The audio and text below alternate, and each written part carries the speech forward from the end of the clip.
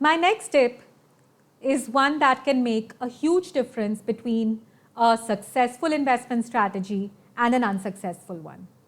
This is tip number 3, which is set up an automated discipline. Let me elaborate on what I mean by this. Most of us have some kind of set frequency at which we get our income.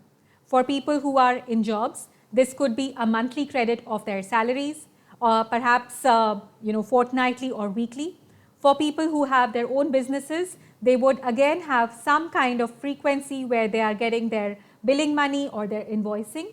And yet, a lot of us do not have the same frequency set for our investments.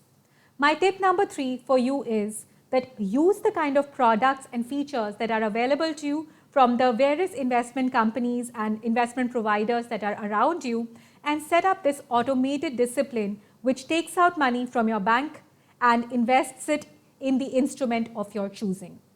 This may seem like a poor judgment when the markets are high, or when you feel that, no, this is not a good time to invest, so I'm hoping really the markets will go down. But the fact is, it's really, really difficult to catch all the lows or predict all the highs.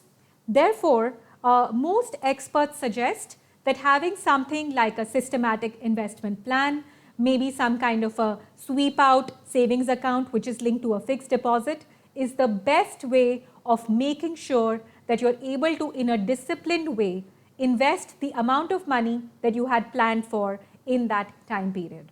Therefore, tip number 3, set up an automated discipline. Treat your investments as a necessary expense, not as an afterthought, and watch your corpus grow in a systematic, periodic, and incremental manner.